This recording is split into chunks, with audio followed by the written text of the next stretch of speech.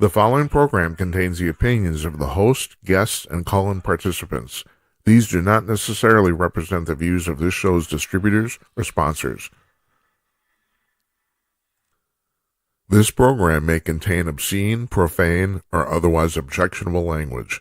Viewer discretion is advised.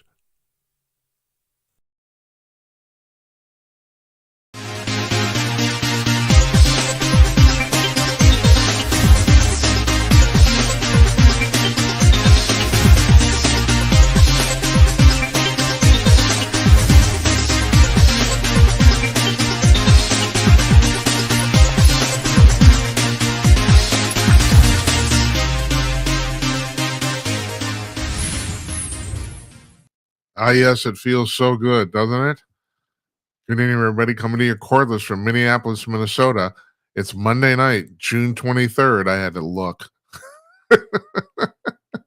June 23rd, 2025, and this is show number 242. I am Jim Peters. Welcome to another edition of Jim Peters at Night. So, here in Minneapolis, we have this reputation, and I bitch about this constantly if you watch this show in the past. It's cold here in the winter, like shitty, awful cold. And this weekend, it was in the upper 90s, which is fairly unusual. And we had a heat index, which is the opposite of the wind chill, which is normally what you get when you talk about the weather here in Minnesota. We had a heat index of 108, and yesterday, that would be Sunday, even though the temperature wasn't quite as high as it was Saturday, you could have boiled eggs on the sidewalk. It was unbelievable, unbelievable. And I was thinking about this. So I've said this in the past. We have about 2 or 3 days here every winter where the temperature gets below 20 below, almost always in January. And so if you do some little math there, it's about 120-degree difference. Now, I've talked about this in the past. The weird thing about Minneapolis is that we're known for this cold weather, but it gets really hot here in the summer. And as a matter of fact, we have this very, very odd thing, and this is specific to this city, I think, alone in the North American continent, and that is here, because it's a strictly continental climate. We're surrounded by water. I mean, the word Minneapolis means the city of water, but and so we have lakes. There's lakes right in the middle of the city here. I mean, a lot of them, and then we have 15,000 lakes in Minnesota, but we don't have a big ocean. So because of that, we have this very strange phenomena where during the summer, if it's warm and it's humid, you can go out at 3 o'clock in the morning and it's still 85 degrees. And last night was one of those nights. It was, it's like the sun is, it's like it's day, except the sun isn't out. That's the best way to put it. When I was a younger man, I used to go out and drive around in the middle of the night during those nights because it was actually pretty cool. But now I'm just pissed off. All right, so what do we got going on here? I'll tell you what's going on. We're not taking calls tonight, but we got the ticker running at the bottom of the screen. If you can call and leave a voicemail if you want, and you can text us a text message at 408-458-5088 if you have a question for our guests. But I'm not picking up the phone this evening, mostly because I haven't gotten much sleep the last couple days, and I'm kind of goofy. So we will have part two as we usually do. I got some news. But we're going to be talking to our guest. Our guest tonight is MICHAEL McNAMARA. He's written a book called From Trauma to Joy. Let me actually give you the whole title here. It's called From Trauma to Joy, Life-Changing Lessons That Fellow U.S. Marines Taught Me After Traumatic Events Occurred in My Life, Lessons That Apply to Anyone. Book came out in March, and it's about dealing with trauma. And I guess we're going to find out, but I guess he's had some experience doing that. So yeah, he's our guest this evening. Tomorrow night, we got Salvador Litvak. He's a Jewish comedian, and we're going to talk to him. I'm basically a student of comedy, which is like a terrible thing because you can't once you start analyzing comedy, it's not funny anymore. And that's really true. It's like an elusive target. But I do want to talk to him about not just the history of Jewish humor and Jewish comedy, but how it manifests in a people that have basically been so terribly uh, misrepresented and misunderstood over the ages, especially now in this current environment with this war we have going on. Speaking of that war, we have a second guest tomorrow night, Jonathan Lockwood, our old friend, the U.S. Army Colonel, retired military historians, coming on to talk about what's going on in Iraq and Iran. Very, very interesting um, developments today. I don't know if you saw this about a couple hours ago. Apparently, Trump has announced that Israel and Iran have agreed to a ceasefire, and we'll talk about that later on tonight and tomorrow too. So that's our tomorrow night. Wednesday, our old friend Larry Newman's here, bail bondsman extraordinaire and Bigfoot investigator, and he will talk about investigating Bigfoot and chasing after people who skip out of their bail bonds, and also he'll talk about ridiculous liberals, because he does that. That's what he does. Thursday, we got a really interesting guy. I've been promoting this for a couple of weeks. Guy's name is L.A. Marzulli, and I don't know if you ever heard of him, but he's written like 24 books on the paranormal, all sorts of stuff, UFOs, ghosts, apparitions, and he's done at least a half a dozen documentary films too. He's been doing this like all his life. So, and it's somebody I wanted to have on the show for some time. So we got him on Thursday. He's coming on. Next Monday, finally, the return of the all-star panel. So I killed this a few months ago, and I don't know why. I do know why, and I'm not going to talk about it. But we're bringing it back because it was one of the most widely watched features we have here. And so our panel on Monday, that's going to be a week from tonight, is going to be Tim Conaway, Larry Newman, and Jennifer Oliver O'Connell. Normally, Don Zorro joins us. He can't join us that evening. Jennifer's going to sit in for him, which is good, because we probably need a woman to keep all the other three old men, including myself, in line. So that's next Monday. And Tuesday, Dr. Carol Lieberman. She's a forensic psychiatrist and an expert witness, and I'm really fascinated by forensic psychiatry. So she's written a bunch of books too. She's a host on the Voice of America, and she hosts a podcast called The Terrorist Therapist. Oh, nice ring to it. Monday, so that's 2 weeks from tonight now. Monday, Jeff Dornick, who's the CEO of Pickaxe, which is a brand new kind of Twitter X competitor. He's going to be on. We're going to be talking about AI. So that's what we got going on here. We got it going on, as the boomers say. We're booked at least a month ahead of time. I really appreciative to all the guests that come on here. Very cool. So we're going to go now. We're going to talk to Michael McNamara here. Stay tuned, everybody.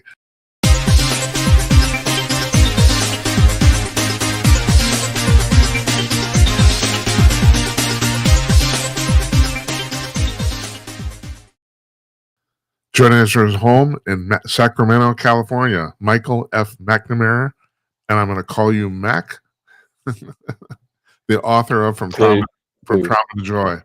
How you doing tonight? Well, honestly, it's been a pretty amazing 48 hours, right? Since as a retired Marine, since we dropped those bombs, and the news today that Israel and Iran were negotiated a ceasefire, I think is great news, and we'll keep our fingers crossed. But I think for the region, for everybody in the region, and having spent 2 years of my life there fighting, I think it's great news for the region, and so we'll keep our fingers crossed. Mac, there was something in your biography that stuck out to me, because you don't see it very often. You did a tour of duty in the Marines for about 11 years. Then you left, and then about 10 years later, you came back for another 11 years. So how did that work out? Why did you decide to return? Why did you decide to leave in the first place? Well, I had 3 kids, and and I didn't know. I wanted to be their father, right? And Marine Corps is hard. You're gone a lot, and I saw guys who loved the Marine Corps like I did, and they were a little bit distant from their kids, and I wanted to be a dad, and so I decided to get out. And I had a great career at the time, and then I came back in because my friends called me, and they were planning the invasion of Iraq, and they said, "Hey, are you still in the reserves?" And I said, "I don't know. I don't get any mail anymore." And they said, "Well, find out, because we want you to go. We want you to come back in." And I said, for what? And they said, we're going to Iraq. I said, we're not doing that. And they said, yeah, well, we can't talk on this phone line, Yeah. but check and see if you're, and I wasn't. And so I came back in because my friends told me, they said, hey, look, we're getting all these reservists, and your name came up the other day. You're smarter and funnier than all of them, so we'd rather have you. And I said, I'm not sure that's a compliment, but, and then ultimately, I didn't get back in till after the march up was done. And I sent an email. They're all in Iraq at the time. And I said, hey, for what it's worth, I'm back in. And they said, don't do anything. We just got told we're coming back in February, and you'll go with us in February. And so that was my first trip. And that's when really, in the spring of 2004, that's when Iraq exploded. Right, the Battle of Fallujah starts in 2004 and concludes in November, and so I was there for all of that, and so it was a fascinating experience. And then I went back in 2006. Oh, Mac, I lost you there for a second. And then I went to Afghanistan in 2010-11. So I've got a little bit of time. Yeah, I'm here. Yeah, we got a little bit of a bad connection. No big deal, but I lost you there where you said you went back in 2011, and then what? I went back to Afghanistan in 2011, so I have a little bit of time in the region. So, hey, so that's why today is. Go ahead. Oh, go ahead. That's why today is, you know, a reason for hope for everybody in the region. You know, all the blood that's been shed there. Like, I certainly know that the Arab states are extremely excited that Iran might be forced back into its container, and that this terror that the Houthis spread, that Hamas spreads, that Hezbollah spreads, that those things might, you know, be back in their containers as well, and the region might know an era of peace that they haven't seen in a long time. So yeah, well, so correct me if I'm wrong here, and I have experts that come on this show talk about this, and I'm not one. It appears that two things came out of this for me anyway. Iran has no real friends in the region. They're either, you know, I don't know, like friends of convenience or whatever you want to call it.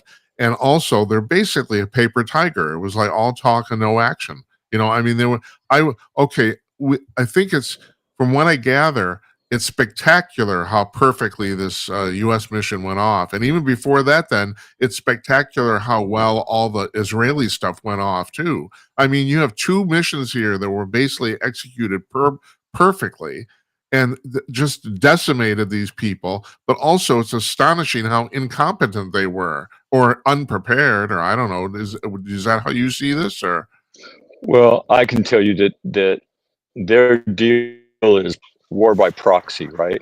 They've been funding all this stuff. For them to stand up and fight against us or the Israelis, they know they'll lose.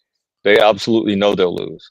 And so, you know, really what happened with the Ayatollah, the situation he was put in, if he would have retaliated today and killed Americans, we would have then got after his oil infrastructure. And if we do that, his regime is over. There would be regime change because Iran would have nothing. Their economy is already hurting. So he was in a horrible situation. So he did exactly what I think a lot of us thought he would do, which is shoot something into the dirt, say that they responded, and then say, okay, we're ready for peace. Because he didn't have a choice. He did not have a choice. Right. Well, actually, he did, but it would have been the demise of him and the whole thing. That would have been the alternative. Right. Right. And these kind of operations, we're peerless. Nobody can do what we do, to project power around the world, right? To do it with the accuracy, the no loss of civilian life, right? And then have nobody killed. Nobody can do that like we do. Right. And so the big challenge for America is that we don't want to get involved in anything protracted. We don't need any boots on the ground. None of that. Right. Let Iran know that we're not having this anymore. We played this game for too long, right? And we don't want to see anything stupid either. There's a great scene in The Godfather when Vito Corleone, when he's going to bring Michael back from Italy, the father, the heads of all the goes, if anything happens to my son, if he slips on a banana peel, if he accidentally hangs himself in a jail cell, I'm going to come looking for answers for you. And I hope that's a message that President Trump sent through somebody, right? to the Iranians. We're not playing this game anymore of you blaming other people, this militia, that militia. Anything that happens, right, we're coming to you. And so not a Yeah. good situation to be in. I do a lot of we do a lot of talking on the show about technology, and I was really surprised to see, first of all, that I didn't realize this. There's only 19 B-2 bombers, or actually 18 now. One of them crashed, I guess, during a practice run, and they're $2 billion a piece. And this is the first time those bunker busters were ever actually used in real combat. So that's kind of amazing too. And I didn't know that the B-2s can only hold 2 of them at a time. But also the other real amazing thing is now these planes are 20 years old. They are state of the art still. I mean, for worldwide warfare. But I thought that at this point, I thought somebody would be able to figure out how to get around the stealth capabilities. And no. The Iranians are sitting there. They were completely surprised. Their radar didn't work. It's like I'm always surprised. I just assume that technology kind of catches up quickly, and no, it doesn't.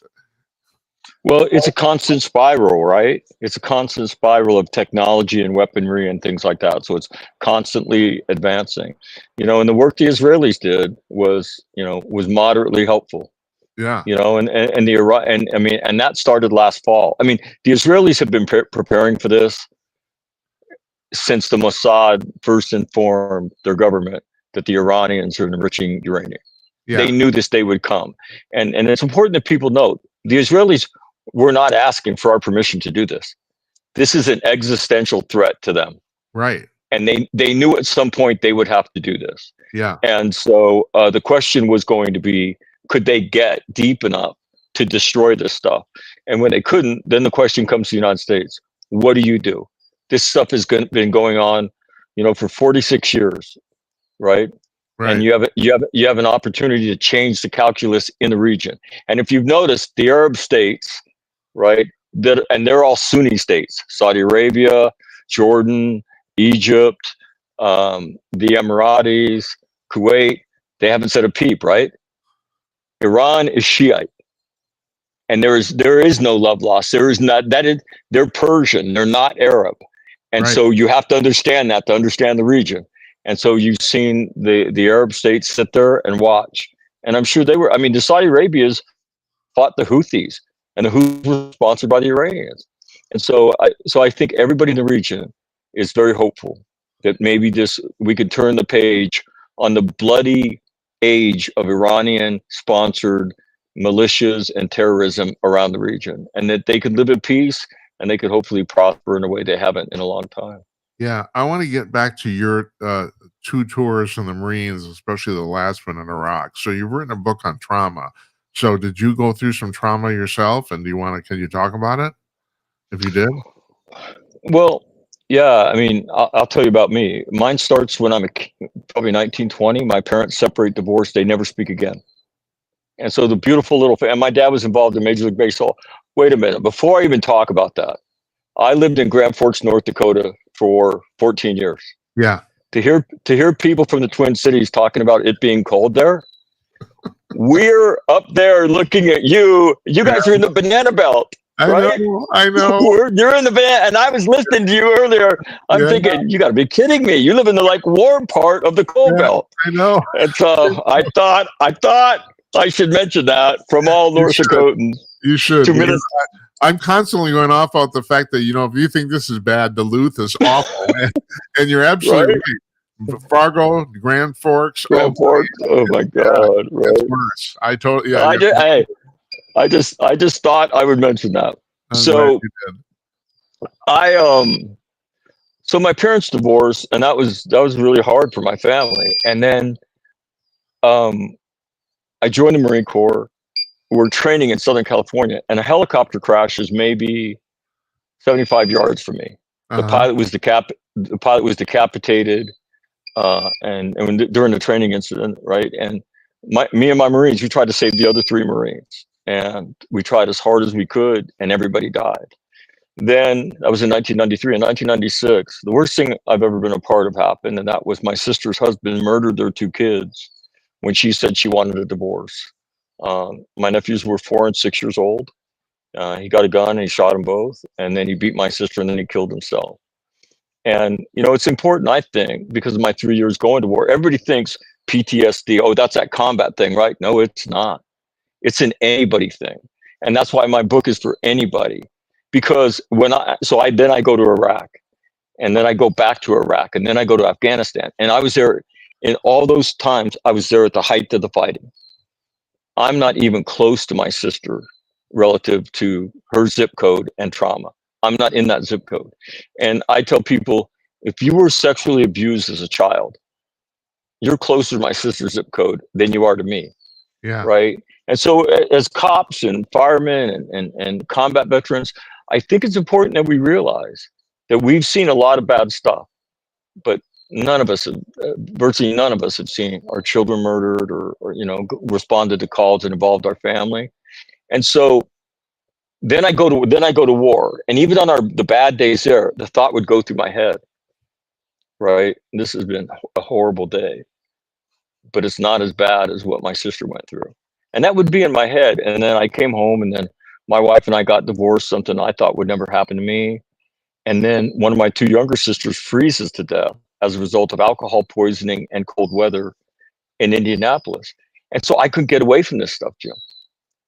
But again, what's important that people know is I'm an infantry officer. We kill people and we try to save people. That's what we do every day. And yet the worst thing I've ever seen happened to my sister, right? Yeah. And so I think that surprises a lot of people in the book. And that's so as I learn these things, most of as I start a podcast called All Marine Radio, and we're having a suicide problem. Our suicide keeps going up, and our combat involvement is going down. Yeah. And none of us can figure it out. Like, why is this happening? And then the commandant of the Marine Corps comes on, the head of the Marine Corps comes on, who was a friend of mine, who was my commanding officer just before the helicopter crash. He comes on and we're talking, and he says, well, Mac, you have to understand, when we do the investigation into all of this, 80 to 90% of them, they've never even deployed, let alone gone to combat. And I said, what? Because we all assumed that our suicide was directly linked to our operations. Right. And he's telling me it's not that way. Right. And I could not believe that. Well, then I start picking that scab, right? And again, the whole basis of my podcast was we had the suicide problem. I hope that by discussing it, I could help a little bit. But I know Marines won't listen to that stuff. They will. If I say we're talking about mental health, I will have no listeners, okay? But because they're Marines, you could trick them. And that's what I would do, right? So I would tell them something like, hey, Sergeant Major Peters is coming on tonight. He was a squad leader in the Battle of Fallujah. We're going to talk about his experiences. And 2/3 of the way through every interview, I would say, well, what happened when you came home? And they would say, oh, well, you have to understand that really my struggle started when I was a kid, right? My dad was a drug dealer. I dealt drugs when I was 9. And they start telling you the story. I joined the Marine Corps to get to a better place in life and get away from some bad stuff. And then, I got married. My wife and I separate. We're getting divorced. I'm drinking. I don't talk to anybody about my struggle. 3 times I have a gun on a table in front of me. Once it's in my mouth. And Jim, I heard a variation of that story over and over again. And after 2 years, I thought, this has helped me so much. It's changed my life. I need to take the best practices I've learned, and I need to share them with people because I've always been a leader, right? I was a leader in the Marine Corps and whatnot. And so I started doing that in 2019. And as I began to do it, my life changed even more because I then experienced the joy of helping somebody who's in the darkness of the valley of the shadow of death, the place where trauma sends you. And they were there not because of combat, they were there because of child abuse and all these other things that happen in life. I do have to ask you about that. So if it wasn't combat that was driving all these guys to this, what specifically was it from your picking that scab? What did you find out? Was it childhood stuff? Was that what it was? The broad heading is adverse childhood experiences, ACEs. That's the broad heading. And so think about this, Jim. Who's looking to get out of town at the age of 17, 18, 19, 20? Yeah, that's exactly right. A lot of that group, not everybody, a substantial portion of that group, right, is getting away from something bad and trying to get to something better. God bless them, right? Their peers are dead. They're being sex trafficked. They're drug addicts. I mean, and so these young people are trying to get to a better place. And yet, when they struggle, when it doesn't work out, right, when they have further issues, financial, relationship, they're very fragile.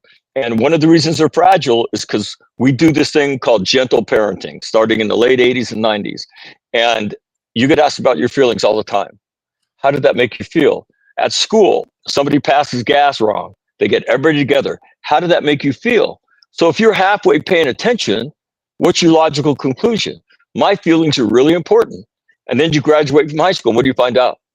Nobody gives a shit about you. And nobody gives half a shit about your feelings. Right. Whoa, where did this happen? And then life gets hard, but you don't know how to deal with it. And that's so we create fragile. Really good point. That's, I mean, because not it's so it's I would take it even a step further. It's not just even that nobody cares about your feelings. At some point you start to realize maybe even you shouldn't care about your own feelings. You know, I mean, it's like what does it matter? And I'm so glad you brought that up because it's the parenting. Well, I tell a story that I got asked about my feelings when my mother was spanking me. Okay. So I get she and you didn't get there easily with my mom. I call her affectionately Corporal Punishment Kathleen, right? Kathleen, you got there through lying or by defying her. I don't know how many times she told me to stay off the construction site near our house. My response, yes, ma'am. Get around the corner, me and my friends, straight to the construction site. Right. We're playing, and I'm the little ringleader of my friends. So somebody leaves the keys in a backhoe one day. So it's my responsibility as the leader to start that, right? I mean, come on, I'm the little ringleader, so I do. And it vibrated, it didn't move very much, but somebody saw, tells my mom, right? So I come home, put my gold Stingray with the white banana seat in the garage. I come in the house. She's smoking her Parliament cigarette. She said, go get my stick. And I knew what happened to her. And so I go get it. We go in the bathroom. I go over her knee. And while she's spanking me, she's talking shit to me, right? How does this make you feel, genius? Didn't I tell you not to go to that construction site? Right? Are you out of your mind starting a backhoe? And I remember looking over my shoulder and her cigarette is in her mouth wagging like Keith Richards from the Rolling Stones, right? Yeah. Right? But I knew that was a trick question because she didn't really want an answer. Yeah. But that's when I got asked about my feelings. I knew they weren't important. But think about how different young people grow up today. Gentle parenting, timeout corner. If you don't want to eat your carrots, that's fine. You're not going to get dessert. And the kid says, okay. And when dessert gets served, what does the kid do? Throws a fit. Okay, you can't have 3 scoops. You could only have 2. Okay. So it's on my terms. I live my life on my terms. I don't do things I don't want to. My parents don't make me because they don't want to hurt my feelings, right? And we create fragile young people. And then life comes at them and they struggle. And then let me tell you, it's not the kids' fault. The kids are capable of anything. But you've got to prepare your kids for life. That's your job as a parent. Mac, do you think that any of that applies to some of the young people are protesting across the country over stuff that, from what I can tell, in many instances, they don't even know what they're protesting for? Do you think they don't even understand it? No, they don't. It's so ridiculous. I've said this. I've been doing this now for years. I've been saying for like 5 years. The single funniest thing I've heard ever in the last 5 years is gays for Gaza and queers for Palestine. Yeah, that's really good. Yeah. You try being queer over in Palestine. You do that. It's like, what are you thinking? I mean, I don't even understand it. It's like, that's the stupidest thing ever. And so, and how can you, and on top of all this, the test scores for young people in terms of their actual intellectual development is going down the tubes. That's the other thing too. I'm an old curmudgeon bitching about shit, but I don't understand. The fact is, if you're going to spend all your time in school talking about your feelings, you're also not doing math. there's only so much time in the day, and so then when Well, and go ahead. think about, if your feelings are at the center of your life, good luck with that. Yeah, right. If that's right. And when I talk, I tell people, look, life's not a Facebook post, man. Life is hard. The whole time you live, you will struggle. That's the truth. Yeah, Okay. Sometimes you'll be happy, sometimes you'll be unhappy, but you will struggle your whole life to provide, right? To educate yourself, to raise children, right? To provide for your retirement, to feed your family. That's the struggle. But you talk to young people and they think life by default is that they're supposed to be happy. It's not that way. And so again, it's not their fault though. It's the fault of parents. And I tell parents, my two oldest sons have kids now. Your job is not to raise the smartest kid or the best athlete. You better raise a kid that can take on life, which means you have to allow them to fail. You have to coach them all the time. Get up, get up, get up, get after it again. Dust yourself off, get after it again. Do not quit. If you do, and if you teach those time-honored lessons to your kids, right? That's farm country in the Midwest, small town right, America. right. Those are the values. That's why those kids succeed. They're strong kids. That's what you got to teach your kids. Because if you create fragile kids, right, when life rolls on top of them, and that's just to me the sad part about a lot of suicide with young people, right? They just say, I can't take this anymore. What happened to you that was so unique? And their answer is not much, not much. Mac, do you think I'm being too extreme by even saying the point of life is to struggle? Well, there's a quote that's attributed to Nietzsche that he didn't really say. And he said, so the quote is, to struggle is human. To live is to find meaning in the struggle. And I say, Nietzsche went mad a few years later. He didn't even say that.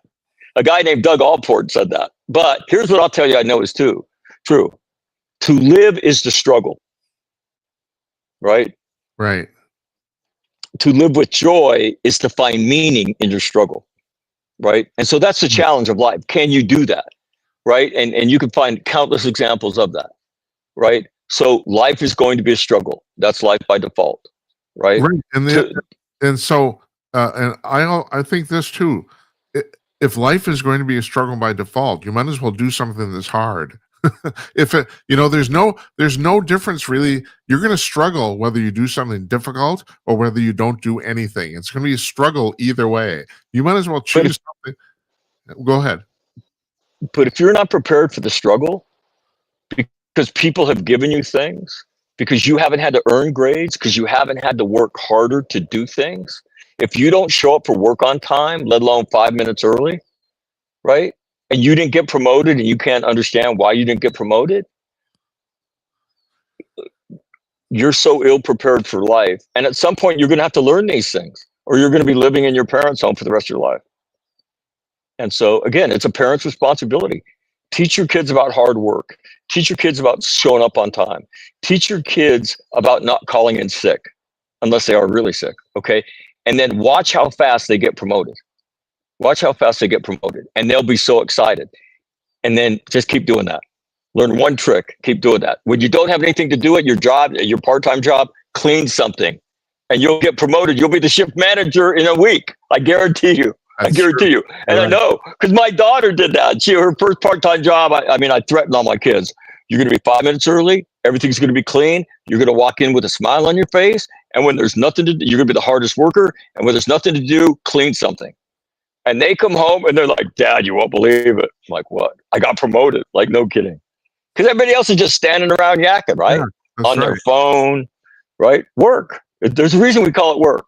Okay. But again, those are old-fashioned values. But what I see is they transfer into a young person's ability to deal with difficult things in life. That's Okay. exactly what I was going to ask you. Those are old-fashioned values, but it seems there's been a distinct difference in our culture in the last 20, 30 years. I mean, do you think that's true? And where did that come from? Well, I think like I didn't read a book about parenting. I just did what my mom did. No meant no. When I say no, that means no. You better stop what you're doing, or there's something bad's going to happen. Uh-huh. So I think when there's no consequences with, and I didn't beat my kids, you know, and my kids are all productive human beings now.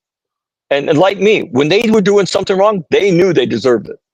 But if there's no consequences when you are disrespectful, when there's no consequences when you fail and you're not trying, then all you're doing is encouraging that behavior because it's easy. And so absolutely. And again, it's not the kids. Kids are no different, right? Kids are no different. If you give them structure, right, and you show them what succeeds and you help them conquer their demons, watch what they become. But if you just allow anything, watch what they become then. And it's not going to be something good. So I'm backtracking here. How did your sister deal with the fact that her husband murdered her kids? How literally? How did she get? That's. I mean, I can't imagine anything more horrible than this. I mean, you're absolutely right. If I was in Iraq fighting, I would come home every day and say the same thing. This was terrible, but it wasn't as bad as what happened to my sister. I would say the same thing. How did she end up getting through it? She's the toughest human being I know, right? And you know, she and I had a conversation shortly after that day, and I said, you know, if you kill yourself, he wins, and you can't ever let him win. He can't win. If the lives of your little boys are going to mean anything, your life has to mean something. And Peggy, people are going to tell you stupid things. They're going to tell you time heals all wounds. That's a lie. They're going to tell you that there's a purpose in this. That's a lie too. If there's a purpose in it, it's because you gave it a purpose. Yeah. Inherently, there is none. They're going to tell you God doesn't give you more than you can handle. My response to that: how the hell do you know? Were you in the planning conference when God divvied that stuff out? Yeah. Then why don't you shut your mouth? Because when you say that to somebody who's been through something devastating, it's really hurtful. But I know why they say that, and I hear Christ's words on the cross, and that is, I think, Father, forgive them, for they know not what they say. Right? They don't know what to say to somebody who's been through something like that, and they regurgitate something they heard their parents say at a funeral. Right. And I think those words had an impact on my sister. And it's, I mean, it's, I don't know. I mean, I have friends that are no kidding American war heroes, and they've heard an interview I did with my sister. And I remember one of them saying to me, dude, I'd be embarrassed to talk about my shit in front of your sister. Right? It's like, it'd be stupid. Right. And so she's a tough woman. And I think in her head that she can't let her children down by destroying her own life. And so she's done her best to live a good life. Mr. McNamara, that's honestly one of the wisest things I've ever heard anyone say. I mean, I think you probably saved her life just by what you told her. I mean, I can't. I mean, that's quite profound. I hear a lot of stuff. I didn't make that up. The day of the helicopter crash, about 3 hours after, one of my most senior guys came up to me, and I was watching blood off my forearm and off my hands, and he said, "Hey, sir," he said, "how are you doing?" And I said, "Well, we've been busy. I haven't thought about me, so I don't know." And he looked at me and he said, "You know, you're never going to get over this." And I said, "What?" He said, "You'll never get over this." And I'll clean this up a little bit, but this is verbatim. I said, "Well, Gunny," he's a gunnery sergeant. "Well, Gunny, I'm not exactly effing sure, but I'm pretty effing sure that the effing therapist doesn't say that to the effing patient right about effing now. So why don't you get the F away from me?" And he looked at me and he shook his head. He said, "No, sir." He said, "You need to know that." And I said, "Who told you that?" He said, "Vietnam guys told me that." He said, "And I went through something difficult, but not like this." He said, "It's always helped me." And that was my introduction to the valley of the shadow of death. And here's a complete thought. You won't ever get over it, ever. How could you, right? When you struggle, it means you're a normal human being, right? You can't go through that stuff without it coming back. The video, the audio. And so that's normal. There's nothing wrong with you. And you could still live a great life. And so a little bit of Marine Corps, the blunt truth in the face, right? This little explanation of it. And then this relentless optimism that we can conquer this stuff. And so what I had to learn was, but that's not the way the nation does it. If you go through something traumatic, Jim, you'll be given medications for anxiety, sleep, anger. Marines call that the zombie cocktail, right? And then you can go to therapy forever. And if you look at the trend lines for suicide in the nation just set a record. The DOD is setting records, and we're nowhere near a conflict. That's right. So if you look at that approach, I tell people it's a flawed approach, okay? Because you're numbing symptoms. What I would love to teach you, if you buy my book, is this. There's an answer inside of you. The first thing is understand the truth. You're not going to get over it. When you struggle, that's normal. So what do you do when you struggle? Do you drink? Do you keep it to yourself? And you'll be familiar with this story. Why is suicide so high in farm country? Farmers are losing property because of bad crop decisions, bad weather, and things like that. This farm's been in my family for 5 generations, and I'm going to lose it. Do they talk about it? No. What do? They drink. I mean, it is the upper Midwest, right? Right. When in doubt, soak it in alcohol. And then ultimately over time, they go to a darker and darker and darker place. And then on some night, they end their own life. And so that is the way most of the nation does it, though. And that's what I learned. I didn't know that. And so a therapist will look at you and say, well, Jim, I really think you should consider how you're using alcohol. What I will say is, Jim, don't be a stupid ass, okay? Stop drinking. You're destroying your life, okay? And don't tell me you can't do it, because millions of people do that on this planet every year. So, Jim, get off your dead ass and quit drinking. Do you understand me? And watch how fast your life changes. So you're not afraid to talk about it. Not with everybody, somebody who loves you and will not judge you. You quit drinking. When you're feeling shitty, go outside and go for a walk, okay? Learn how to meditate. Learn how to calm your brain down. Learn how to use breathing to interrupt anxiety and anger. Especially because people in that situation aren't actually addicted to alcohol. They're drinking to drown their sorrows, and there's a difference. I will just bring this up because I find this absolutely fascinating. My cousin's husband passed away a few years ago. He was in his 70s. He had been on the wagon for about 40 years. And he told me just before he passed away, I'm talking to him, he said, I have not had a drink in 40 years. And yet when I wake up every single morning, it's the very first thing I think of. And I'm thinking, Jesus Christ, man, you are addicted. That's addiction. If you can't get it out of your head and you haven't done it in 40 years, you're addicted. But the people you're talking about are not addicted to alcohol. They're drinking to drown their sorrows. So in that sense, quitting should be easier, shouldn't they? Well, some of them are addicted. Yeah. Right? But sure. so the question is, what do you do behaviorally? What do you do? Right? And so you can be addicted to something, but you can conquer that addiction. Yeah, you can't heat it. People do that. Right. And I think, Jim, it starts with understanding what is true. Right? When I use the phrase the valley of the shadow of death, that's where trauma sends you. Everybody nods their head. You want to know why? Because they've been there. They know that. And when I tell them, right, you're never going to get over it, I see all these smiles.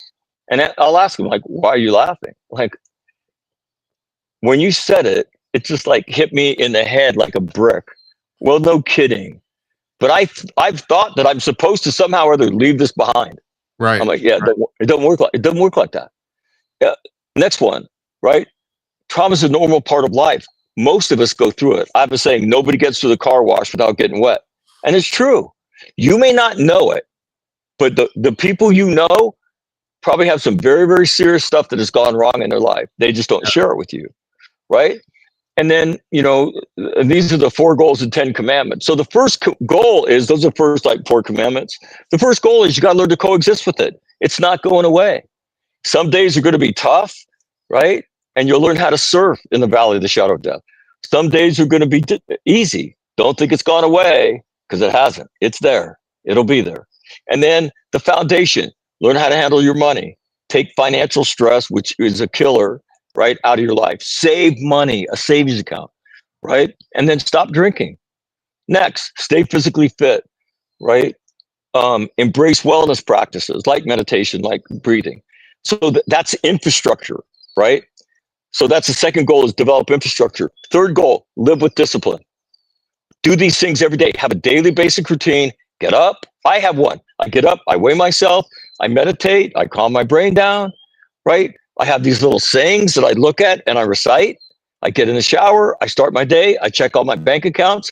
I take care of my money. That keeps me happy and calm. Right. And then I work out at some point during the day. I eat something green and I try to journal every day. Create a daily basic routine. There's nothing mystical about transforming your life. Okay. It is the self-discipline to do things that are in your best interest, that are good for you. But the magic, Jim, is this. At some point, your life's going to change, right? And it's going to change a lot. And I'm not talking about in years. I'm talking about days, weeks, and months. If you'll do these things, if you just want to run your mouth about them, then, get used to it because it's going to be around. But if you'll do these things, I will guarantee you, because I've seen it so many times, that you're going to transform your life. And then you're going to experience a joy because your life's going to change. Your relationships with people will change because you're not being destructive anymore. And at some point, you're going to stick your hand out to somebody that's struggling. And you're going to say, hey, man, can I talk to you? I heard what you just said. There's nothing wrong with you, right? You know that everything you're doing is an adjustment to that trauma that I just heard you talk about. And there's nothing wrong with you. And they'll look at me and they'll say, are you a therapist? And I'll say, no. Have you ever heard a therapist say the F word this much? And they're like, no. I said, that's because I'm not a therapist. I'm a normal person like you, but I've been down this. And now I'm a guide in the valley of the shadow of death. And if you do that and you help people, right? At some point, one of them will call you and say this. Remember that phone conversation we had 2 months ago? The long one? Yeah, I remember that. You don't know this, but I was getting ready to kill myself that night. And the reason I'm alive today is because of you. And that is the journey from trauma to joy, right? And I describe that as the Grinch moment, the moment when the Grinch hears the Who people and his heart grows 3 times. Yeah. And you're capable of that. And you know how many people around you that are struggling. And when you look at them and say, there's nothing wrong with you, you look at them and say, you're not going to get over it. It's okay. It's okay to struggle. Just come talk to me. And then they begin to do that. Your life will take on a beauty, right? That I would struggle to describe. I tell everybody I know, I'm the coolest person I know. And my kids cringe. They're like, Dad, stop saying that.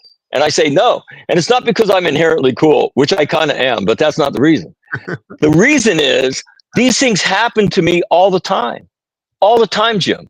Yeah. Because I've been doing this for 7 years. And now the book and the miracles that I've seen in the book, there's 24 individual stories. A woman that was sexually abused starting at the age of 5 looks at me and says, that guy took my life from black and white and turned it into Technicolor, just like the Wizard of Oz. He did that because I had been trying to get over it. I thought I was supposed to be able to leave this stuff behind. And he took that away from me. The night he said, you'll never get over it and there's nothing wrong with you, you got to learn to coexist with it. And so I've seen these miracles. So I don't care what your trauma is. I don't care if you've gone to war, if you're a cop, if you've been raped as a child, right? You've been a victim of domestic violence or watched somebody die of a prolonged illness. I was going to ask you about the different types of trauma, because I had something really interesting that happened yesterday. I've been reading your stuff for the last few days, preparing for this interview. Yesterday, I read an article by a guy named Anthony Braglia. Now, I don't know if I talk a lot on the show. I have a lot of UFO people on the show, and you don't have to agree with me or not, but my basic tenet on all this is there's overwhelming evidence that Earth is being visited by people from other planets. At this point, I don't think that's a thing. So he wrote an article about the people from Roswell, New Mexico, some of the actual people there from the crash of 1947, who basically their lives were ruined because they saw the bodies of the extraterrestrials. Now, this is a trauma that's entirely conceptual. No one got hurt, or they did. There's 4 dead bodies there, tiny little extraterrestrial people. But other than that, no one physically got hurt. No, but they literally went crazy because of what they saw. Many of these people killed themselves. And so, and that made me think of you, because the question is, then I have it, does it matter what kind of trauma you're going through? Because that's kind of a conceptual trauma that really, how do you even explain that? I don't even know. Does it matter? Well, let me answer your question like this. Sure. When I started, I would ask people, um, do you talk about your shit, right? And the answer I would get from combat veterans was, I can only talk to other combat veterans. And that made sense to me, right? Right. And so the more I did it, I then started to follow up that question. When was the last time you did that? Silence. I haven't done that. Oh, that's you telling me that I have no business going there with you, right? That you don't want to talk to me. So it's keeps maintaining this safe, isolated space. Yeah. So, and I heard that from all kinds of different And that's people. really amazing because you're a combat vet. So and they wouldn't talk to you. It's like, Well, I didn't know them well, right? So, but again, that's a lie. They didn't do it. That's the way they push anybody away and say, I'm not talking about it. Because they right. didn't even do it with their fellow combat veterans. And so then I know a woman from Sacramento, and she had a heart attack, and she was struggling, and she's 52 years old. She's a fit woman. And so she was struggling, and I said, you should watch these videos I've made. So she says, can I show them to somebody else? I said, yes. They call me. You need to do online seminars. I don't know how to do that. And they said, well, if we put it together, will you do it? And I said, yeah. Okay. So now the woman who was sexually abused at the age of 5, most of these women that came, and there were combat veterans in there too, and there was a few other, just different people. Everybody's trauma is different. And what they said to me was, well, we're working on our drinking because a lot of them were recovering alcoholics. We've never really discussed why we drank in the first place. Uh-huh. And I watched them. So they start talking about the way they dealt with it. They start talking about their struggles. How much do you think they cared about where their trauma came from? I don't know. Tell me. Not one bit. The combat veteran hears the rape victim say something and says, I did the same thing. Uh-huh. And then they start helping each other, and they start listening from each other to each other, and they start learning from each other. And so the third commandment of post-traumatic winning is trauma is trauma is trauma. They're just different paths into the valley of the shadow of death. Right. So we're all standing down there. Your answer to my question is it doesn't matter, right? It doesn't matter. We think it does. We think Yeah. we're so unique, nobody could understand me. And then you get among people that have their own version of it. And they'll tell you the way they reacted. I faked like I was okay, and I numbed myself. Sometimes with alcohol, sometimes with work, sometimes with parenting. If you're young, gaming, porn, right? And so we fake like we're okay. We numb ourselves, right?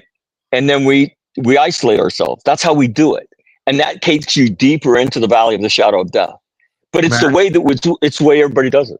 Do you think there's a difference in how men and women process this? I mean, traditionally, women talk more than men, but also women are really good at talking without saying anything too. So, well, I'll leave the second half of that comment for you to take responsibility for, because I'm not. That's right. I'm nobody's dope. My experience is when you have men and women together, women are more likely to initially talk because for whatever reason they do. Yeah, that's right. But that's an initial condition. Uh-huh. As they get comfortable. And what I've seen is men get inspired by the courage of women. And like, I don't know if I want to talk about my combat experiences with these people. I don't even know. And then you hear them talk about being raped. You hear them talk about being abused in domestic violence, being closed funds, having their teeth knocked out, having their cheek caved in. And you're listening. And I know I've had combat friends that told me this. He goes, the courage that those women showed when they talked about their stuff, my thought was, and this is key in the book, if they can do it, I can do it. And that's the truth. And so initially women, I think, are more inclined to speak, even in mixed gender groups, right? But what I found is that the inspiration happens very quickly, right? Yeah. That's courage. And people will say, oh, thank you for being so vulnerable. And I don't like that, right? When something's vulnerable, what does it do, right? You know, hunters in Minnesota, North Dakota, Wisconsin, right? It hides, right? It's It right. hides. Right. So when somebody stands up in front of other people and says that, you know what that's an act of? Courage. It's straight up courage. And we need to describe it as that, right? Because that's what we want. We want you to be courageous. The path out of the valley of the shadow of death requires courage. And you're going to feel like you're nervous about talking about it, even with somebody close to you. Don't be afraid. Because what we're afraid of is they're going to judge us, right? Yeah. And here's what I tell people. You don't have to tell them the whole truth. Tell them 20% of the truth. Stick your toe in the water. I said, and what happens if all they do is love you more? And they start crying. They immediately start crying. And I had a good friend. He was raped 3 times, twice in the Marine Corps, once in college. And he was a drinker and he was a bad father. He finally got his family together and he looked at them and he said, I have a story I have to tell you. And then he called me and he goes, hey, you don't know this, but you've changed my life. We were roommates together at one time. I said, what did I do? He said, well, I listened to you. And he tells me the story. And I went, holy shit. And he said, a week ago, I told my family. And I said, so let me guess what happened, monkey head. He said, I said, all I did was love you more. And he said, it was one of the most beautiful days of my life. And I've been terrified to do it. And so I tell people, only tell 20% of the story. Stick your toe in and watch what happens.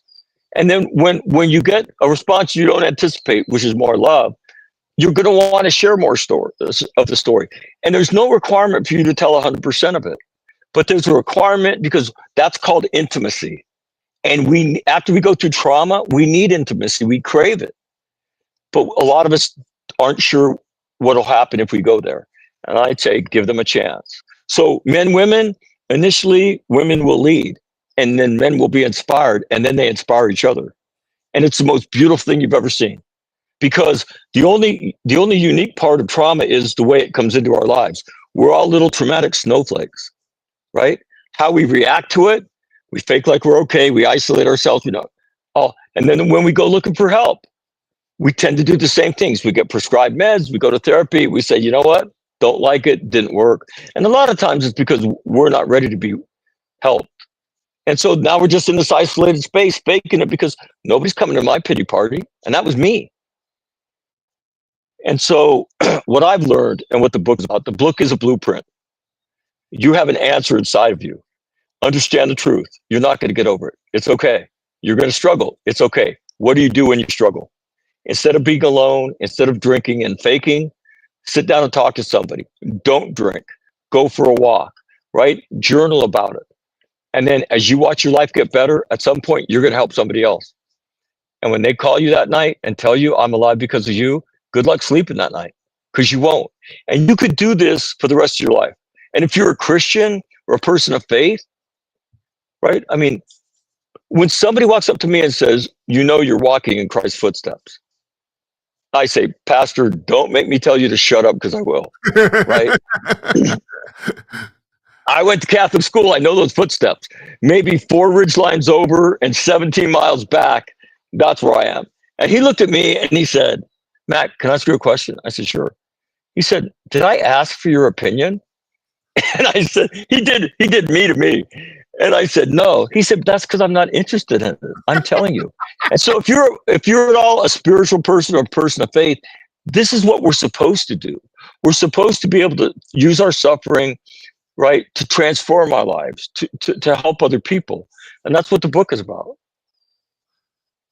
Mr. McNamara, you are a very, very blessed man. And I'm going to be very blunt here. There's a lot of people who are doing, trying to sell books on what you're selling who are basically full of shit, and you absolutely aren't. So it's probably the biggest compliment I could pay you for a cynic who plows through 2 books a week and talks to 100 people in a year. I know there's one more thing I want to talk to you about before we leave here.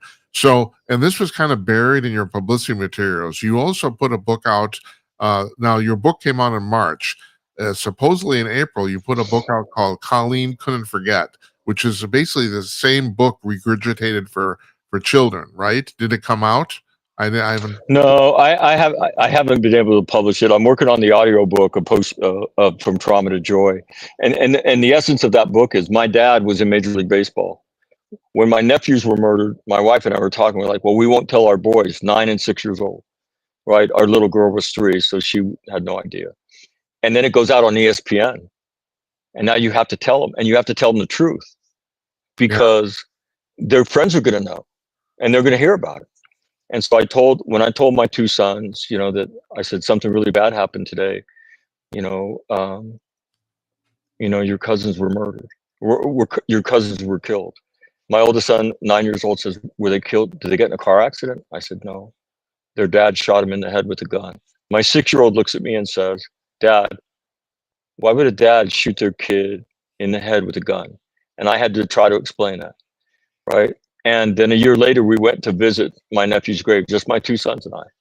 As we're walking back to the car, and it was awful, right? And so as we're walking back to the car, my 10-year-old son says, Dad, can I ask you a question? I said, sure. He said, do you think it hurt?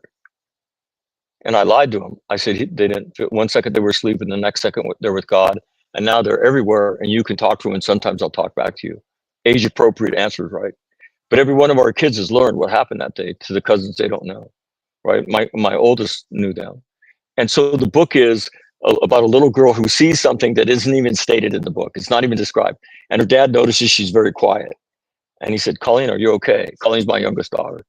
And she says, Daddy, I can't get what I saw on the interstate out of my head. And he said, there's things I can't get out of my head. Your grandma and grandpa, your mom, your brother and sister all have that. And he sends her to talk to them. And she learns all these lessons, right? And then she comes back to thank him and say, Daddy, I feel so much better. I know what to do now. I know there's nothing wrong with me. And he says, I'm not done with you. And she says, well, what do you want me to do now? He says, when you see your friends that are quiet, when they're struggling, I want you to sit next to them. And I want you to talk to them. And I want you to share what you've learned. And the book ends with her helping 2 little boys who live down the street whose parents just separated, and her waving, right? And so but it's based on my experience. Nobody could tell me what to tell my kids. And so it's a book designed for parents to share with their children and talk with their children, and to teach little kids who a lot of times you can't protect them from seeing ugly things and horrible things happen, Right. right? What do you do with it? You teach them the same lesson. And that's Yeah. what that book's about. And hopefully it'll be out in July. Uh, I think, believe it or not, I think you've answered the question here, but I'm going to ask you anyway. This reading about your book here made me think of something I read in USA Today about 20 years ago, and it's never left me. So these researchers, they followed a bunch of kids who had experienced extreme trauma, either being in a war zone or extreme sexual abuse. These are really, really extreme situations, and followed them into adulthood, like a couple thousand of them. And what they concluded was that half of them positively went on with their lives, and half of them were completely destroyed by this. But they could never figure out, they couldn't find a common element in either one of those groups. They couldn't come up with any sort of reason why one person was able to deal with it and one person wasn't. Do you have any thoughts on this? The woman who I describe in my book, her name's Laura in the chapter in the book, who was sexually abused starting at the age of 5, right?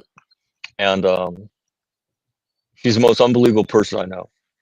And about 10 days ago, I was talking to her and I said, out of 100 kids, 0 have become what you've become in your life. Very successful financially, very successful personally, but her life was a struggle the whole time. I said, why you? And she goes, I've thought about that. She goes, I don't know. She goes, maybe DNA. And then here's what she said. I had a 3rd grade teacher. We lived in extreme poverty. I can't tell you how many times I had lice, and different skin diseases related to malnutrition, right? I knew how to steal kerosene. I knew how to steal propane because we didn't have it sometimes in the winter. I had a 3rd grade teacher. And she was the first woman that ever touched me like a mother would touch a daughter. She would when she would talk to me, she'd brush the hair out of my face, right? When she talked to me, she would stroke my shoulder, my back. And she would take me to the library. She wanted me to skip a grade because I was so smart, and she would talk to me. And there's a book called The Body Keeps the Score, written by a guy named Bessel van der Kolk. And it's a fascinating journey through MRIs, through all the drugs that we take, to other wellness techniques, because those things don't work. And he's a PhD guy. He says it takes one person to reach into somebody's darkness and make them feel seen, and make them feel heard, and change their life. And that's my experience. That's my experience. And so for Gail, it was her third grade teacher. And I just had her do something with me late last week, and it was absolutely beautiful. She'd never spoken in public before. And the people there were like so inspired because of the horrible nature. And it's supposed to be a death sentence, right? It doesn't need to be, but you have to confront the truth that it's not going to go away. What do you do when those things happen? And like I say, this is my life. I touch those people's lives in the valley of the shadow of death. I look them straight in the face, and I don't sugarcoat anything. I had a young Marine look at me crying, and he says, "Does it ever stop hurting?" And I said, "No, never." And he said, "The reason I spoke to you is because you're the first person that looked me straight in the face and told me the truth." Right? His father committed suicide. A good friend had hung himself in high school. His brother committed suicide after he joined the Marine Corps, and he finds out that the reason his brother killed himself was because his brother was sleeping with his fiance. He said, "I knew I was going to be dead." He said, "Until I met you." And he meets me by accident because he was walking out of my presentation. And the audio video guy standing at the door, who had seen it the day before, and he says, "Where are you going?" Because he saw the guy had tears in his eyes. He said, "I'm not staying for this." He said, "Hold on." He comes against me, goes, "Mac, you need to talk to this guy." I'm 58. He's 20. We walk out, and then we had that exchange. First thing he said to me, "Does it ever stop hurting?" And I said, "No, never." And then we had a conversation. He's married now. He's adopted his wife's little girl, and he's living this great life. And he's supposed to be dead as fried chicken. And my point is, it takes one person to reach into somebody's darkness and tell them, "I believe in you. I know you can do it. If all these other people can do it, you can do it too." And we can all do that. Every one of us can do that. And so I would tell you, that would be my hypothesis, that the 50% that did, somewhere in their life had somebody who believed in them. Michael McNamara, thank you so much for doing this, for coming on. I can't tell you how much I appreciate this. I've learned a lot here, and I hope the viewers have too. Really, seriously, God bless you. God bless you for what you're doing. Well, Jim, first of all, thank you for having me on. If you can tell, I'm moderately passionate about what I do. Here's your book, but I don't know if you can see it. I put it on the screen. So, and we'll put we'll put a link to it in Amazon on your blog, on our show blog too. So, thank you. Yeah, you're a passionate man, and I appreciate it. Thank you very much. You take care. All right. I will. Thank you. We'll see you soon.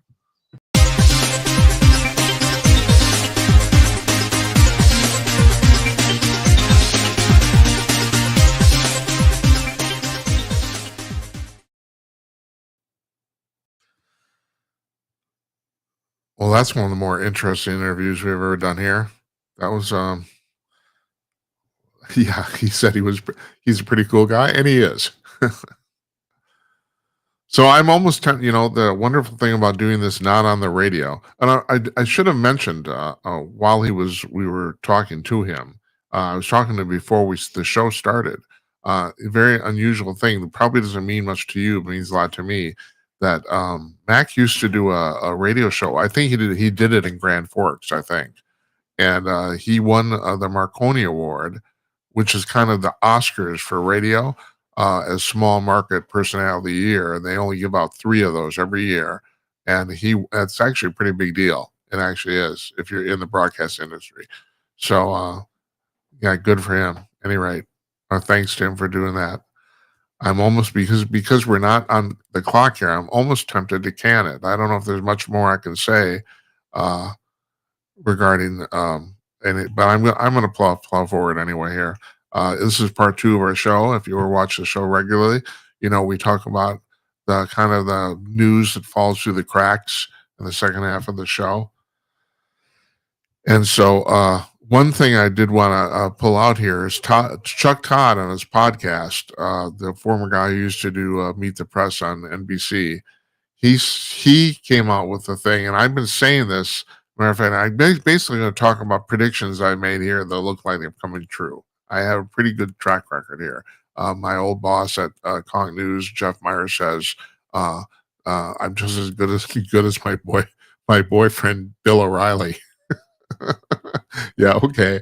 All right. But at any rate, Chuck Todd has claimed that he's convinced that Biden's staff put him up for that debate with Joe Biden in June of last year, specifically to get him out of the race. That was the only that they knew he could not run for a second term. He could not fulfill a second term, and that by putting him in that debate early. So supposedly, I've never got the story straight here. I don't know if anyone else has that Biden insisted on doing that debate with Trump in June, which is the earliest presidential debate ever done, and also technically neither one of them were candidates yet, technically, but he wanted to do it, and I guess they didn't stop him. They could have stopped him, and they didn't. But supposedly, according to Chuck Todd, his sources are telling him that they let that go on purpose because they knew he was going to bomb, and just to get him out. That was their way of getting his staff of getting him out of the race. This is their way of being, for lack of a better term, proactive. And also, and I even said this a couple of weeks ago on the show here. Whatever cocktail they were giving him to spruce him up for special events and occasions, they either didn't give it to him that night or they faked it. In other words, he got a placebo in his butt, because I've said the same thing, that they did that on purpose. It's the only reason you would have a debate that early. It's the only single reason. So there's that too. Now the other thing, and we're going to talk about Jonathan Lockwood tomorrow night too, about the thing that the Iranian war here. The other thing that I'm convinced of is that the Biden or the Trump administration is basically screwing with definitions here when they tell everybody, well, they don't want regime changed, or also that we're not really involved in there. It's the Israeli war. These are so murky. The definitions of these terms have become so murky that it doesn't really matter. I don't think either way. So how, okay, so it's the Israelis' war, but we're the only people on the planet that have the bomb that can actually go 300 feet underground. And also, and I brought this up previously, this is a little known fact. We were talking with McNamara at the beginning of this interview here about the fact there's only 19 B-2 bombers. These planes cost $2 billion a piece. Now there's actually only 18. They lost one crashed and was destroyed. So they have 18 of these bombers. There's $2 billion a piece. They're the only airplanes that ever commissioned by the military in the United States that are not allowed to be sold to any other parties. So Israel can't order one. They can order F-35 fighters and F-15 fighters and the original B-1s, which are still flying. They can order all that stuff, but you can't order a B-2. They're only manufactured for the U.S. Air Force. And there's some people who think that the reason is because they're using some sort of weird quasi anti-gravity technology. And I don't know. I don't want to get nuts here, too conspiratorial. They're not spacecraft, and no, they do fly. They fly via wings. I mean, it is aerodynamics at play here. There's no big physics busting or anything like that. But there's some people who think they have a little electromagnetic gizmo thing on that actually gives the plane a more lift or something like that, so it can fly farther and less fuel, that sort of thing. And they don't want this technology released. Anyway, what was my point? Oh, my point is, so how do you define our involvement? How do you define whether we're in a war? And it actually reminded me of what the Democrats have been doing the last 10 years. And that is, well, you don't like how something works, you redefine the terms. And in some ways, the Trump administration is copying the Democrat playbook on this. So it's really interesting too. Now, what's happened here?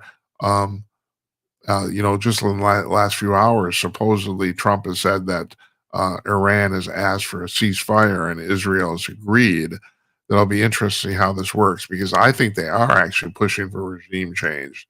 I mean, everyone's brought up the fact this is the best time in the last 46 years where they have Iran on the ropes. And as we were talking with Mac in the interview, it's like what's come out of this is that nobody likes Iran. Iran has no real partners. If the people, they're either partners by imprisonment or their coercion or whatever it is, it's like they're not willing voluntary partners. Nobody likes this little country, and all they've done is cause trouble for 46 years. And so I think that it seems like everybody would like to see them gone, or at least not the country, but the regime that's running it. Because as Mac pointed out, they're not Arabs or Persians. They have a rich history. There it is even today. It's probably the most Western country in the entire region, other than Israel. And yeah, and they're being run by a bunch of theocratic, dogmatic assholes. There you go. So, at any rate, I thought that was really interesting about that's my prediction on that. I don't know if there's going to be a regime change, so I guess I'm not predicting it per se. Well, I actually am.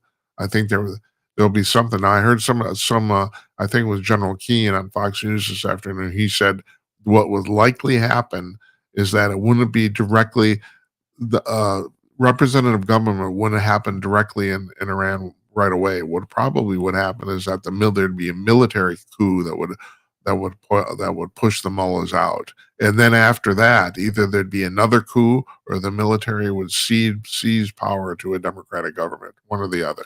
And I agree. Those are the likely scenarios, but I don't think that the Trump administration is necessarily discouraging this. I really don't. So, and once again, it comes on how you define terms, how you define what is what. And you've probably heard this: the country of Pakistan has nominated Donald Trump for the Nobel Peace Prize, and this is because the way he brokered the ceasefire between India and Pakistan just recently. Now, I think the amazing thing about this is that one of the countries involved nominated him. This wasn't like some Marjorie Taylor Greene or some stupid senator from, Timbuktu or something like that. One of the two countries involved nominated him. And that carries a lot of weight. It's a lot of symbolic weight, even if it doesn't matter to the Nobel Committee, even if it doesn't matter. It's actually a pretty cool thing that they thought to do that. And apparently they're quite grateful too. I mean, it looks like this is sticking. So, but you're talking about two countries that have traditionally hated each other, India and Pakistan. I don't think you can't get much better, or worse, or whatever you want to say, extreme than that. And the other thing that's come out of this uh, uh, polls recently, being the last couple of days here, is that amazingly, a large percentage of Americans, regardless of political affiliation, are starting to be non-isolationist in regards to America's place in the world. That the latest polls that have come out said solidly 65% roughly of Americans uh, think that America should step up as the leader on the world stage, and instead of trying to be isolationist. And this includes Democrats too. It wasn't just Republicans and independents. And that's really interesting too. That figure went up 20% in what, 4 years or something like that. It's really pretty amazing how the tide has shifted on this. It really is.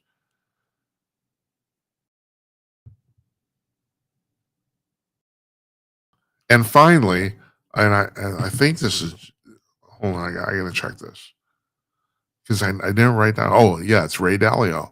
That's right. That's what I thought. And he is what bank does he run? Oh, he's just a billionaire investor.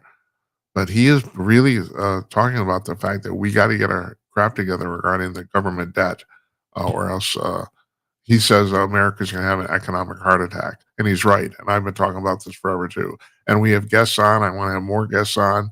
Um, I got to put a call into my friend Murray Sabrin, economist. Uh, he was on our very first show on July 31st, 2023, and so that 2-year anniversary is coming up next month, and I want to have him on for that show again. But Murray's, we talk about this all the time. I have a line on other economists coming on here, and I want to talk about it's. I find it astonishing how this is the single most capitalist country in the world, and nobody in America knows shit about economics. That includes the people, the vast majority of the people that work in Congress. It's unbelievable. Nobody knows crap about money. I mean, AOC, and this is the real amazing thing. She was an economics major, and she just talks crap about, she doesn't know anything. I mean, it's mind-boggling how stupid this woman is. Or not stupid, really uninformed. And that's the thing. But her major was, she just graduated from college, like what, 4 years ago or something? I mean, it's like unbelievable. I don't know what the hell they taught her in school, but they probably, that gets back to what Mac and I were talking about. They probably didn't teach her anything. These students are so into navel gazing and social justice causes. They don't actually learn anything of any substance, which of course is going to be the downfall of America. And some people will tell you that are conspiracy theorists that that's actually the idea, you know, and that's how the Chinese will take over, because their kids will be way more educated than ours. So anyway, we got to get this debt thing under control, because now Dalio is saying in this article, this is from Fox Business. He said in this interview, he said that we are very quickly approaching the point where we're going to have to take out debt to service our debt. And yeah, that's the red line right there. If we have to borrow money to service the money we've already borrowed, all bets are off. And we're perilously close to that situation right now. And we are. We're $37 trillion in debt, and we've been running deficits of about $4 trillion a year. Now, this is one of the big complaints about the quote unquote big beautiful bill that's in the Senate right now, is that it doesn't cut enough off the annual budget. And there might be some truth to that. There's economists saying, well, the thing about the tariffs is that they're not calculating the income from the tariffs and offsetting the debt, and because apparently the CBO doesn't run that formula or something like that. And there may or may not be some truth to this. I haven't been able to actually get any real straight information. And then the other thing is too, the third way of looking at that is that might be true, but it's still might not be a lot of money. So it appears when all is said and done, this whole thing with the tariff situation, it looks like what's going to happen is we're going to have 10% across the board tariffs on pretty much every country in the world. But you have to understand that's way more. I mean, right now, I think the average per country is only 2 or 3%. And so this is, I mean, at 10%, we get some money income from this, and it's not high enough to actually hurt anybody trying to sell anything. It's not like, we put like 75% tariffs on China. I mean, that will completely screw them up, but that was a punitive measure to get them to negotiate. So if at 10% tariffs, that's probably manageable. And the Trump administration, their take on this is that at 10% tariffs, that will bring in a sizable amount of money, extra money, into the government that will offset the tax cuts that will become permanent. And that may happen. I mean, that may be true, but I don't really know for sure. And like I said, I don't know the exact amounts. I haven't been able to figure out the exact amounts so far. So that may or may not happen, or may not be true. That's my point. But the point is, yes, we're ridiculously drowning in debt. We just can't do this anymore. And if people say, well, you don't understand, there's kids who are going to starve. At some point, somebody has to say, well, that's too bad. And I know, right, I look like an asshole by saying that, but it's true. You're looking at we're literally looking at the republic collapsing, because of this, and nobody understands it. Oh no, you're exaggerating. No, I'm not. I'm not.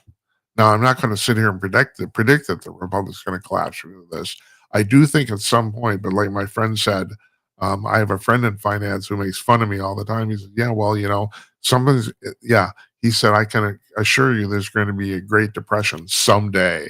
It may be next month, and it may be 200 years from now, but I can assure you it's going to happen." So yeah, so it's easier for me to sit here and say, "Yeah, well, we're going to have a Great Depression because of this." Yeah, in 2083. So I don't know. I'm not going to say that. But at any rate, but the point is, this is not good. None of this debt stuff is good. It just isn't. You know, that's the point. That's what I had to rifle through tonight. And I tell you what, we're going to end it at that. So tomorrow night, we got, oh my God, I gotta look.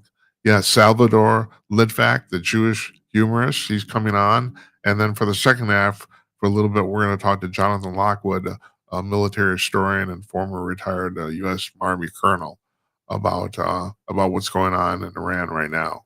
That's for tomorrow night. Wednesday, Larry Newman, bail bondsman and Bigfoot investigator. Thursday, L.A. Marzulli, paranormal researcher and prolific author. Those are our guests for this week. So, and you always find the current guest list on the front page of our website at jimatnight.com. So we'll put a link up to Michael McNamara's book in our blog at jimatnight.com. I want to thank him for coming on. I want to thank you for watching and listening. Really appreciate it. I'd say I probably shouldn't say this, but I'm listening to Mac, and we're in the middle of this interview, and I realized about 30 minutes in, like, well, this is why I do this, to talk to people like this. So I really appreciate him coming on. I appreciate you watching too, very much. Good night, Uncle Donnie, wherever you are. And good night to you, wherever you may be. I'm Jim Peters. I'll see you tomorrow night. Take care, everybody.